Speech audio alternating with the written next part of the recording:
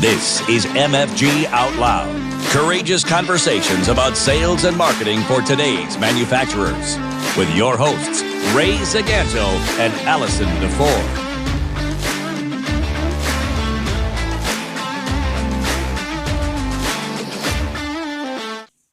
Hey, everybody. Thank you so much for joining us for the next episode of MFG Out Loud. We're really excited to be here. Woo, woo. And we have an amazing guest today. Brad Smith is from Stellar Insight. He is somebody that I've been working with for a while now for coaching and I want to say a deeper dive into what's possible. I'll leave it at that. There will be many things that you will learn today that I think will surprise you, listeners. And we're going to have some fun with this very deep, very intelligent, very kind and wonderful human. Brad, do you want to introduce yourself? Oh, sure. Why not? So I'm Brad Smith. I'm the founder of Stellar Insight, Inc., which is a coaching company, business consulting company. My goal when I get a client is to listen to them, find out where they are, and then help them design their wildest expectations. And sometimes I get to just double their growth rate on an annual basis. And that's year after year after year. Like doing 1 year is useless. Year after year after year for a decade, that's useful, right? But then beyond that, my search is what's the upper limit of what their industry, their company, and they themselves, and that's the key, they themselves can achieve, right? What are the circumstances? What are the growth limitations that are there? I listen for that deeply. My goal is to see how many extra dollars we can have show up in their wallet. There's my measure, right? And then how much fun we can have while we're doing that. So if you don't have fun and you don't create meaning, the money is almost useless and it almost never shows up. So my ultimate goal is find out how many zeros I can add to their revenue. They're, a $5 million company. Can I get them to 50? Can I get them to 500 million? Right? So there's the fun. That's the fun I have on a daily basis. Well, I think that the thing, sorry, Ray, I'll just drop this in really quick. The thing that I've also learned from you is that adding the zeros is what everybody wants, and it's exciting and important and is a sign of growth. I think the thing that I've learned from you is what you just said, is if you're not having fun, if you're not being creative, if you're not being aware along the way and recognizing the growth and the abundance, the money's meaningless. So there's a lot there, but I'll let Ray jump in. As our listeners probably know, before we hit record, we have a chance to chat in advance. And Brad, you and I had talked a little bit about the notion of, hey, everybody wants to, add the zeros.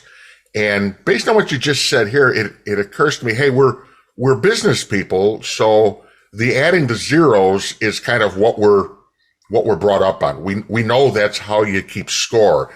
Is the real underlying desire when clients reach out to you, is it the zeros, or is it the I'm not having fun, or this shouldn't be this hard, or, I'm afraid, that is it something deeper than just the money? There's always an emotion involved, right? It's never analytical, right? So it's like, if the emotion is, I want more, first we have to figure out what the more is. If someone says to me, and their whole drive is, I want more money, my instant response is, it's not true. That's not accurate, because money is only a tool. It is only a tool for who we get to be. But what most of us don't look at is who we are. what your character is, what the culture of the company is, what the culture of your industry is. All of those things actually are the things that are the foundation and the rocket fuel, if you would, for getting you to the zero. The zero is just a measurement that we use for all the things that you've done behind that. There's all the operational stuff, and most people think it's all about operational stuff. And that is not true. It is, how well do you comprehend what I'm saying? Not just, do you listen to what I say? Do you comprehend it? So when we talk about communication issues, right, what we're actually talking about is comprehension issues. And if I'm built a certain way, my brain is built in a certain way so that all I understand is linear analytical thinking, point A, point B, point C, and you're an intuitive thinker. You do network thinking all at once, all the time, from point A to point Q, and then back to C and out to Z. And you can do that all just like that, right? Your communication ability with me as a linear thinker is going to be really slow. And the comprehension piece that's necessary. So look at how intuitive you are. Look at how intuitive and creative you are with the other people in your team, right? Look at how important comprehension is, and use that as a foundation piece. Do I speak to you from my thoughts, or do I speak to you to the place where I'm watching your comprehension and speak to you from your understanding of the words I say? And I watch that. I can track that. It's like, and most of you can, right? It's like, can you track the comprehension of the person that's there with you? And you can do it even if there's no video. You can do it over the phone and hear it. That takes a little practice. So here's my homework for all of you. Challenge yourself to listening from their comprehension. Mm-hmm. Sounds like good advice for leaders as well as marketers. Every human. Yeah. Absolutely. Right. Well, and don't you find, because you and I have talked a lot in our work together, we've talked a lot about intuition and character. Do you find that when someone starts to work with you, they're looking to add the zeros, they're looking to create growth of some sort? It's usually on the business side.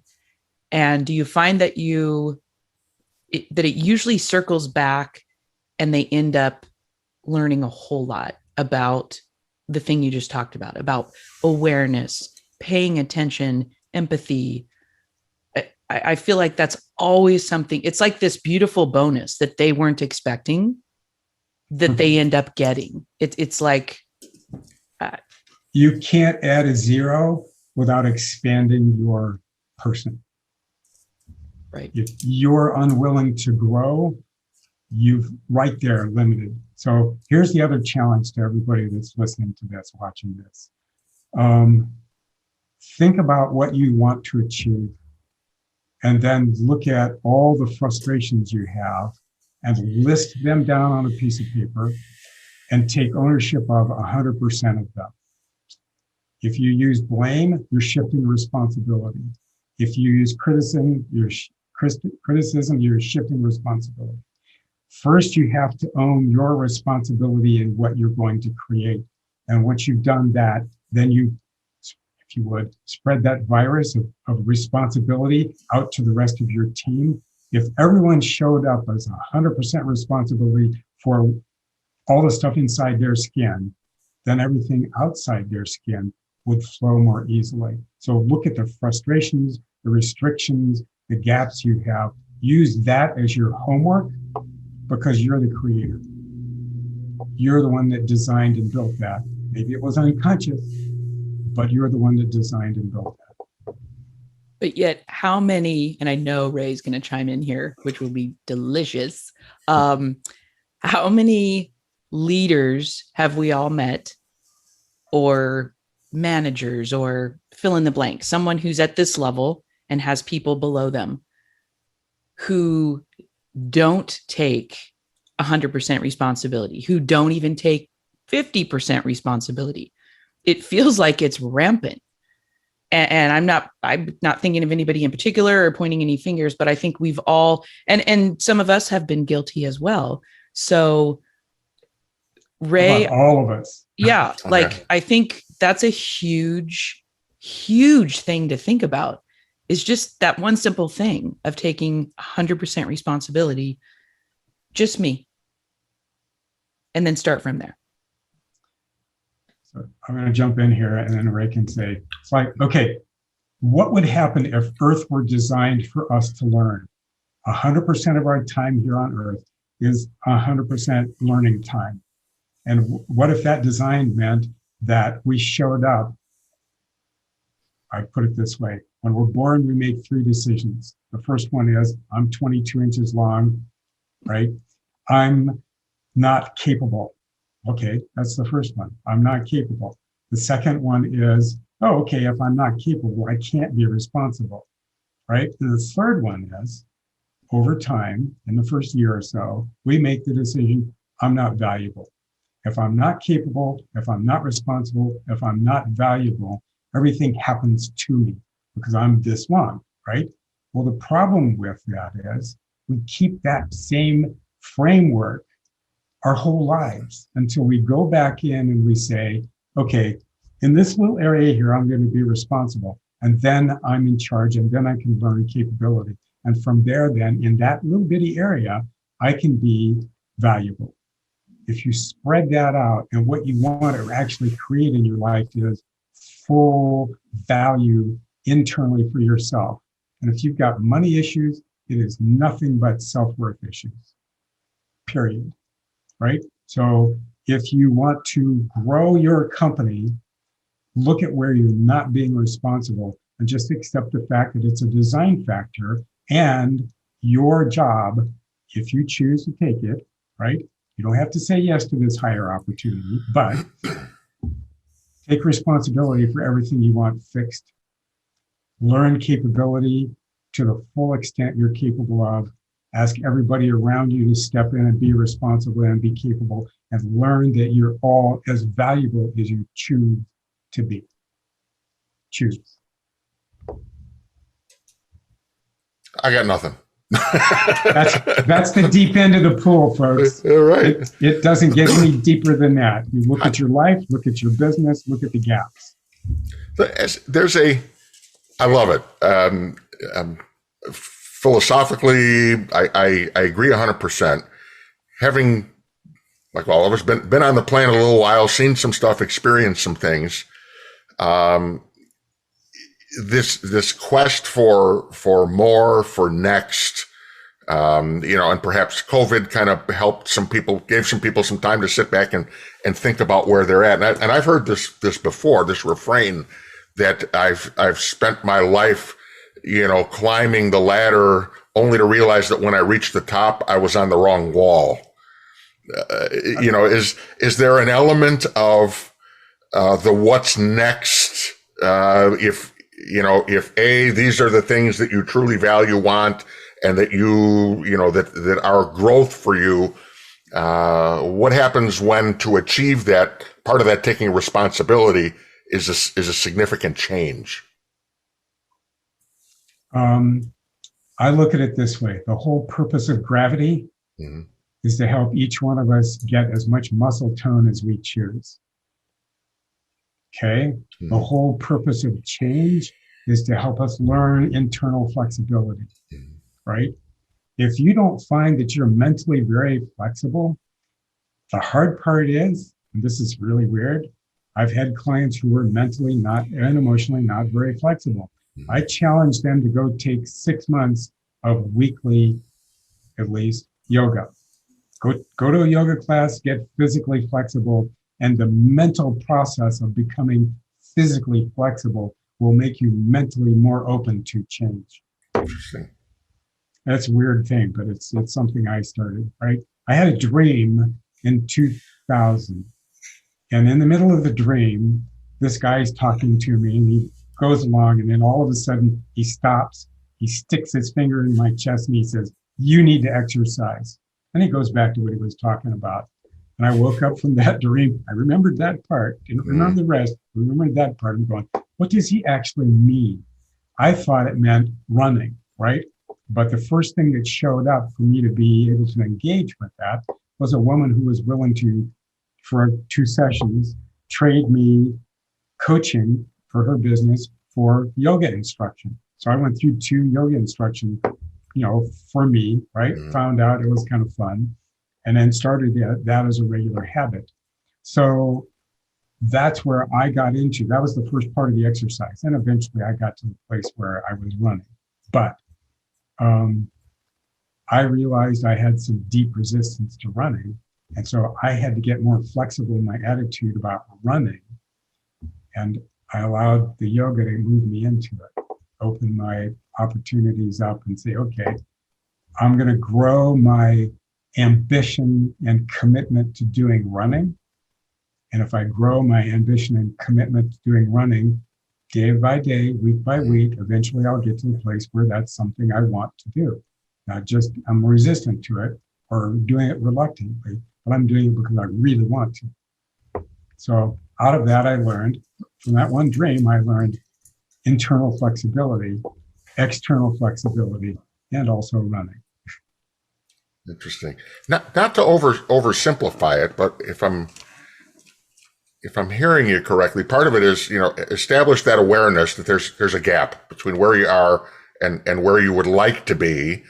And then, as you had said, identify those things, the barriers or perhaps the things you're not taking responsibility for, those things that may be holding you back. And then it sounds as though there's, at some point, the desire to cross the chasm exceeds the resistance to address the barriers. Right.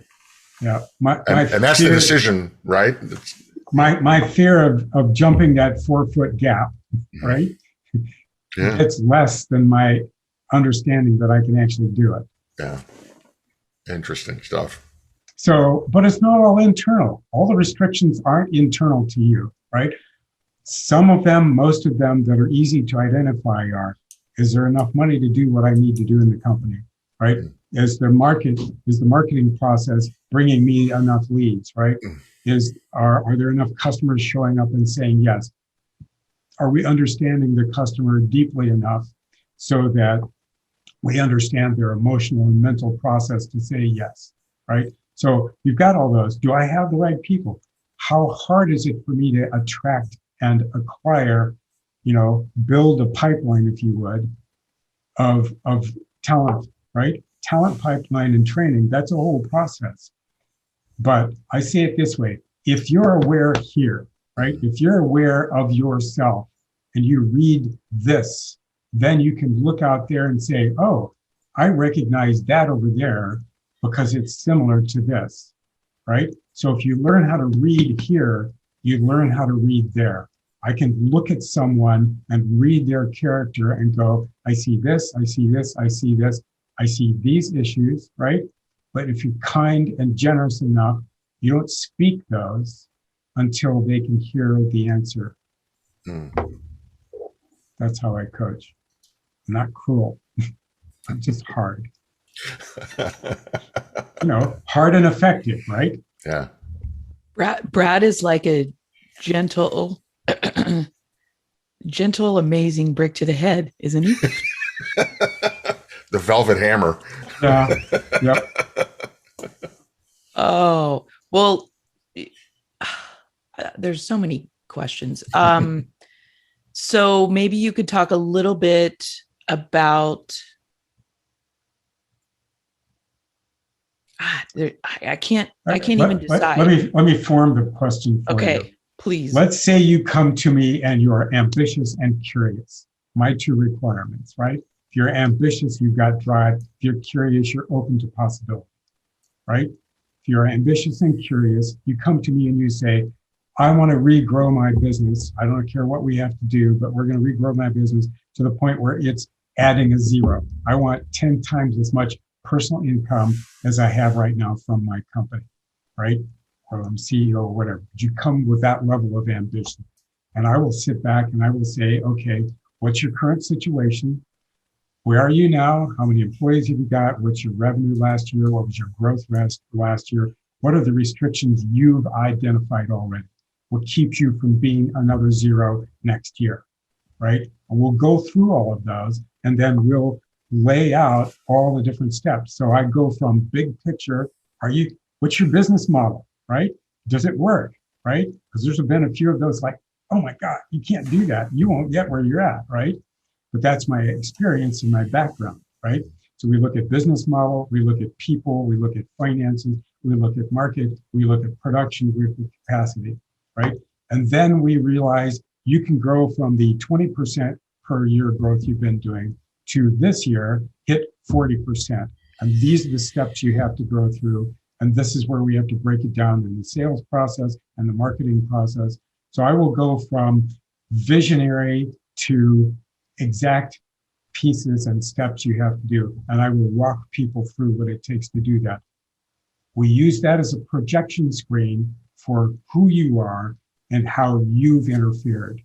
And as we build trust, eventually I can start, within a couple of months, I can start, sometimes it's right away. It's like, look, guy, or ma'am, this is what you're doing.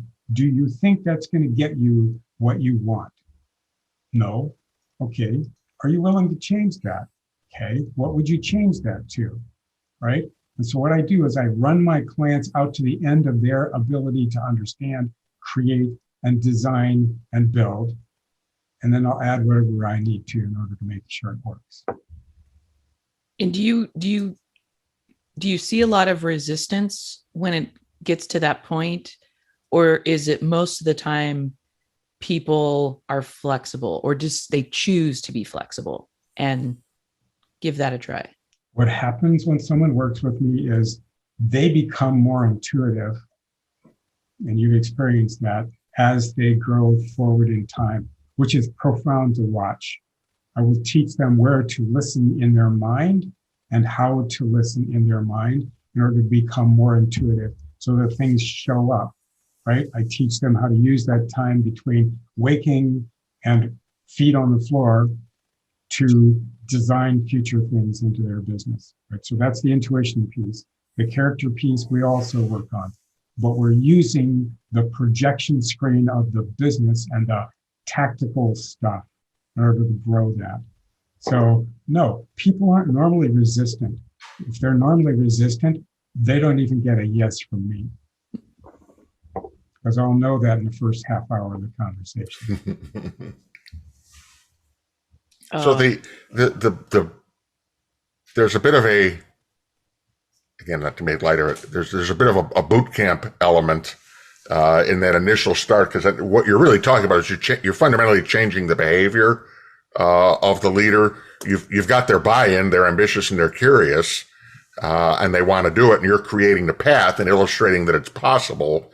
And then, just as you said, it's getting them to take those first steps and then staying with it.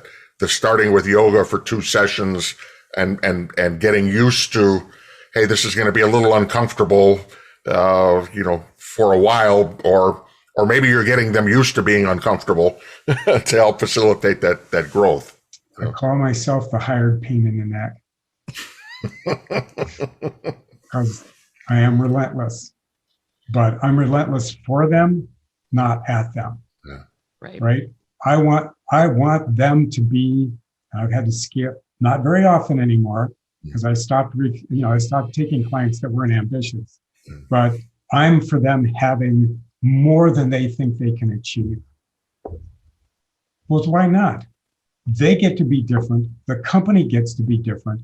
Everyone involved, not just the people in the company, but the people that are surrounding all of us, their families, everyone gets to be better as a result of that. And it gets measured by what shows up in their wallets. Yeah. It's pretty fun. So, well, I'm living proof that that you are effective and you do what you say. For sure. So let's just back up and say, okay, you're at 40% growth, right? We got you to 40% growth, and your biggest challenge is people, right? How do you get the right people in?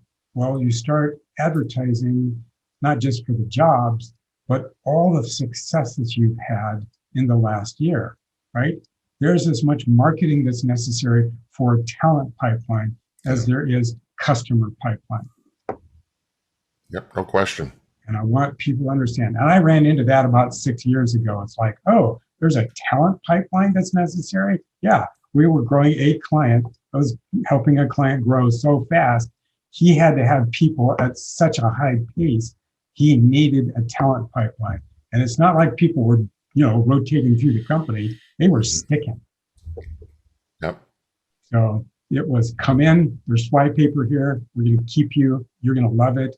And you're going to have fun. And we're going to grow like mad. And everybody gets to grow to the height of their ability to grow, not just the top leader.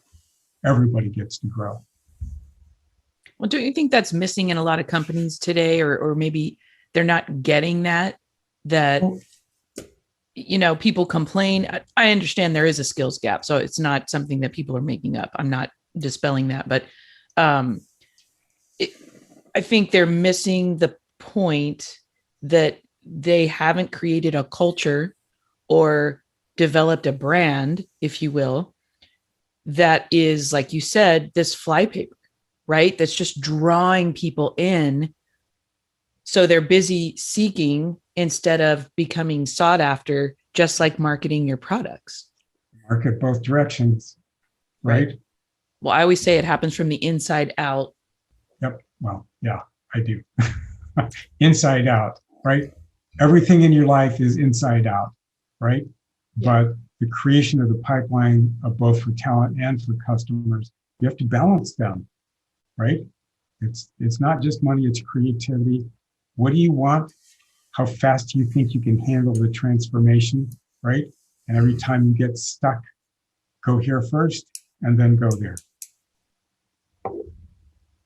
It's climbing a ladder. Well, it's an evolution. It's an evolutionary process, right? Yeah. It's like you learn how to do first grade. Yeah. And then you learn how to do second grade. Yeah. And then you learn how to do, high school, and then you learn how to do college, and your graduate degree if you do that, right? But then you get life and you think you're done. You are not done. Not even close. Every day, every year, if you're still continuing to grow, right? So when you get to the place where you're unwilling to grow anymore, just, write the ticket, go lay down in your coffin and go away. You're done. Yeah. Or, don't get your vaccine. I'm sorry. Well said. I am prejudiced. I apologize. So I'm laughing. I'm vaccinated. Yeah. I want people to take their best interest as their responsibility. Yeah. No, that's awesome. Great advice. You're right, Allison. This could go on and on and on, and I hope we get a chance to do more of this. Well, maybe we'll wander back, Let's see how the first one goes. Well, I'm so sad. We have to wrap. I always say that every time because I'm always having such a good time. We have to wrap up. Brad, yes, we must have you back. There's so many different layers to the work that you do and the results that you help leaders and just people create in their lives and their businesses that I know that our listeners are going to want more. And I'm just so thrilled, first of all, to know you. Secondly, to work with you. And third, that you would spend some time with us. Thank you. So just you got manufacturers that are listening, right? Yeah. It's not like I'm foreign to that world. My dad, who was a chemical engineer and grew up on a farm, taught me how to weld, taught me how to, cut steel, taught me how to sweep floors. That's a whole skill in that, right? I can't weld like that anymore, but I can tell what a good weld is. So it's like it takes time and effort to make things work. That does. But with the right support and leadership, it can certainly happen. So every one of your listeners are brilliant people. They just have to understand that they are. So we'll leave you with that. That's a good spot. I love it. Oh, well, thank you so much for listening. If you are not already subscribed to MFG Out Loud, please get your butt over to Apple Podcasts or Spotify and subscribe. Tell a friend, because sharing is caring. And we appreciate if you take a minute to leave a 5-star review. It just lets other people know that there's some value here and that this is worth spending a little time. So thank you, everybody, for listening. And Ray, will you please take us out? I will. First things, check out Brad on LinkedIn, find his company, give him a call. We just met for this, Brad and I, for the first time today, and I can't tell you how comfortable and confident he helps you. He makes you feel when you engage with him. So give him a call. It's a hell of a way to start the day. So again, everybody, thank you for listening. Brad, thank you for being here with us. And to everybody out there, please keep manufacturing out loud, because we need you. Thank you for listening to MFG Out Loud with Ray Zigato and Allison Deford. You can subscribe and find show notes at mfgoutloud.com.